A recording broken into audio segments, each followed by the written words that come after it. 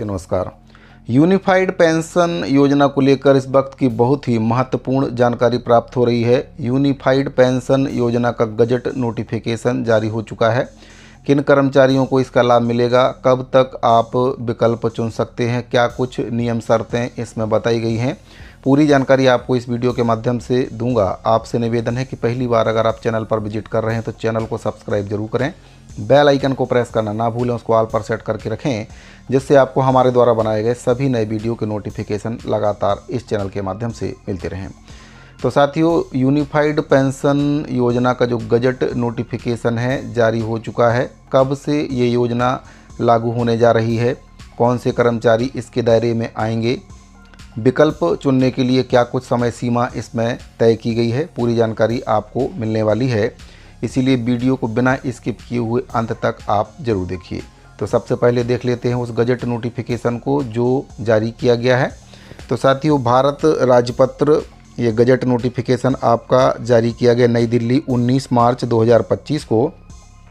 Pension निधि विनियामक और विकास प्राधिकरण राष्ट्रीय पेंशन प्रणाली के तहत एकीकृत पेंशन योजना का संचालन विनियम 2025।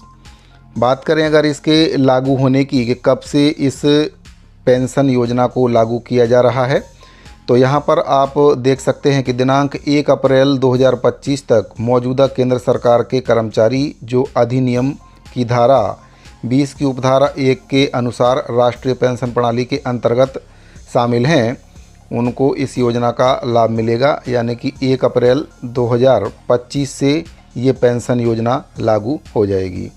अब बात कर लेते हैं क्या कुछ कर्मचारी हैं जो इसके अंतर्गत आएंगे। तो केंद्र सरकार की सेवाओं में दिनांक 1 अप्रैल 2025 या उसके बाद शामिल नए भर्ती हुए कार्मिकों को इसका लाभ मिलेगा।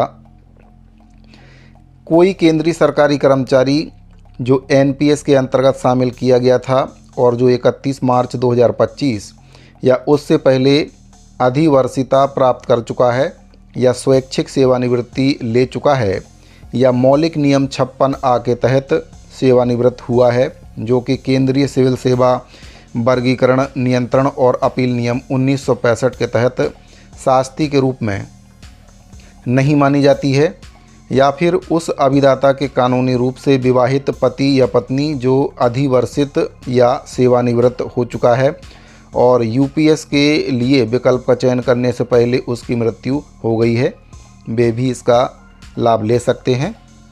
यूपीएस के अंतर्गत शामिल किए जाने के लिए पात्र कर्मचारी के द्वारा विकल्प का चयन निम्नानुसार किया जाएगा। तो कब तक आप इस योजना का विकल्प चुन सकते हैं, क्या कुछ समय अवधि है, इसके बारे में भी इसमें बताया गया है। 1 अप्रैल 2025 से 3 महीने के भीतर या केंद्र सरकार के द्वारा यदि किसी विस्तारित समय सीमा की अनुमति दी गई है तो उसके भीतर उपनियम 1 के खंड 1 और खंड 3 के तहत वर्णित व्यक्ति के संबंध में, यानी कि 1 अप्रैल 2025 से 3 महीने के भीतर आपको इसमें विकल्प चुनना अनिवार्य है। उपनियम 1 के उपखंड 2 के तहत वर्णित व्यक्ति के संबंध में केंद्र सरकार सेवाओं में शामिल होने की तारीख से 30 दिनों के भीतर या केंद्र सरकार के द्वारा यदि किसी विस्तारित समय सीमा की अनुमति दी जाती है तो उसके भीतर। तो इसमें 3 महीने के भीतर या फिर 30 दिन के भीतर या फिर सरकार के द्वारा कोई समय सीमा दी गई तो उसके अंदर आपको इस योजना का विकल्प चुनना है। अब बात करते हैं कि अगर एक बार इस योजना का विकल्प आप चुन लेते हैं तो क्या फिर इसमें बदलाव हो सकता है, तो उसके बारे में भी इसमें बताया गया है कि एक बार चुना गया विकल्प अंतिम और अपरिवर्तनीय होगा। यानी कि एक बार अगर आप विकल्प चुन लेते हैं तो फिर इसमें किसी भी प्रकार का बदलाव आप नहीं कर सकते हैं। पंजीकरण के बारे में इसमें बताया गया कि यूपीएस के तहत विकल्प का चयन और नामांकन विनियम 3 के तहत आने वाला कोई भी व्यक्ति विकल्प चयन अवधि समाप्त होने से पहले यूपीएस के अंतर्गत शामिल किए जाने के लिए निम्नलिखित रीति से विकल्प का चयन करेगा। यदि कोई केंद्रीय सरकारी कर्मचारी जो 1 अप्रैल 2025 को सेवा में कार्यरत है और एनपीएस में शामिल है, वह यूपीएस विकल्प के तहत नामांकन के लिए अनुसूची 1 के फॉर्म A2 में संबंधित आहरण एवं संवितरण अधिकारी डीडीओ को आवेदन प्रस्तुत करेगा जो इन विनियमों के अनुरूप होगा। दिनांक 1 अप्रैल 2025 या उसके बाद केंद्रीय सरकारी सेवाओं में शामिल होने वाले किसी नए भर्ती कर्मचारी के लिए एनपीएस के तहत मौजूदा नामांकन प्रक्रिया जारी रहेगी।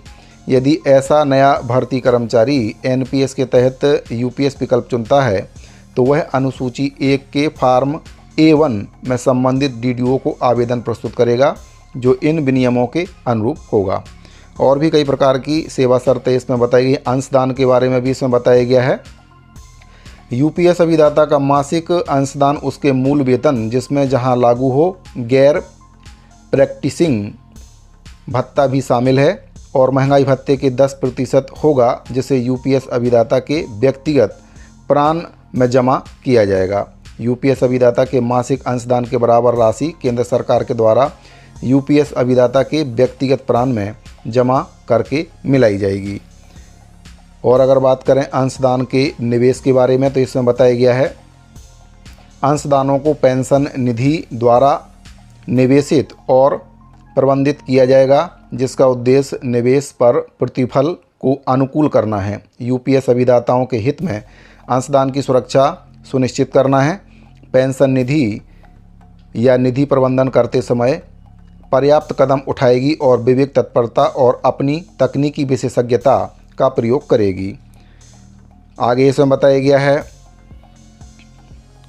लाभ के बारे में। इसमें बताया गया है कि क्या कुछ लाभ इसमें मिलेंगे। तो लाभ प्राप्त करने की पात्रता के बारे में बताया गया कि निर्दिष्ट शर्तों के अधीन यूपीएस लाभ केवल निम्नलिखित परिस्थितियों में उपलब्ध होंगे। यदि कोई कर्मचारी न्यूनतम 10 वर्षों की आहरक सेवा पूरी करने के बाद अधिवर्षिता प्राप्त कर लेता है तो अधिवर्षिता की तिथि से लाभ प्रदान किए जाएंगे। यदि केंद्र सरकार किसी कर्मचारी को मौलिक नियम 56A के तहत जो केंद्रीय सिविल सेवा वर्गीकरण नियंत्रण और अपील नियम 1965 के अंतर्गत शास्ति नहीं माना जाता है सेवानिवृत्ति करती है तो सेवानिवृत्ति की तिथि से लाभ प्रदान किया जाएगा। यदि कोई कर्मचारी न्यूनतम 25 वर्षों की आहरक सेवा अवधि पूरी करने के बाद स्वैच्छिक सेवानिवृत्ति प्राप्त कर लेता है तो उसे भी लाभ उस तिथि से प्रदान किए जाएंगे जिस तिथि से वह सेवानिवृत्ति होता है यदि उसकी सेवा जारी रहती है। आगे बताएगा यदि कोई यूपीएस अभिदाता भले ही वह एनपीएस के तहत यूपीएस विकल्प में नामांकित हो वो सेवा से बर्खास्त किया जाता है सेवा से निष्कासित किया जाता है या वह स्वयं इस्तीफा दे देता है तो ऐसी स्थिति में यूपीएस विकल्प लागू नहीं होगा। और भी कई प्रकार के दिशा निर्देश इसमें बताए गए हैं। एक मुश्त लमसम भुगतान के बारे में भी इसमें बताया गया है और कई प्रकार की सेवा शर्तें इसमें बताई गई हैं। आंशिक निकासी के बारे में भी इसमें जानकारी दी गई है कि यूपीएस अभिदाता यूपीएस PRAN के तहत व्यक्तिगत कार्पस से आंशिक निकासी करने के लिए पात्र होगा बशर्ते कि यूपीएस या एनपीएस जो भी पहले हो के तहत नामांकन की तारीख से 3 वर्षों की लॉक इन अवधि पूरी हो गई हो। यूपीएस की संपूर्ण अवधि के दौरान अधिकतम 3 बार आंशिक निकासी की जा सकती है जिसमें एनपीएस के तहत पहले से की गई निकासी भी शामिल होगी जैसा कि PFRDA राष्ट्रीय पेंशन प्रणाली के तहत निकासी और प्रत्याहरण विनियम 2015 में निर्दिष्ट है। तो कई प्रकार की सेवा शर्तें इसमें बताई गई हैं। कर्मचारी जिनको इससे लाभ होगा उसके बारे में भी बताया गया है और कौन कर्मचारी इसके अंतर्गत आएंगे, कब तक आप यूपीएस पेंशन योजना का विकल्प चुन सकते हैं, एक बार विकल्प चुनने के बाद क्या आप इसमें बदलाव कर सकते हैं, सारी जानकारी इसमें बताई गई है। तो साथियों यूनिफाइड पेंशन योजना को लेकर एक गजट नोटिफिकेशन जारी हो चुका है और 1 अप्रैल 2025 से ये पेंशन योजना लागू होने जा रही है। अब आपके ऊपर में है आप कौन सी योजना का विकल्प चुनते हैं। अगर आप इस पूरे गजट नोटिफिकेशन को देखना चाहते हैं, पढ़ना चाहते हैं तो इसका जो PDF फाइल है आपको हमारे टेलीग्राम चैनल पर मिल जाएगा जहां से आप इसको देख सकते हैं, अपने साथियों को भी शेयर कर सकते हैं। टेलीग्राम चैनल का लिंक वीडियो के डिस्क्रिप्शन में दिया गया है। लिंक पर क्लिक करके आप सीधे टेलीग्राम चैनल पर जाकर वहां से इसको देख सकते हैं।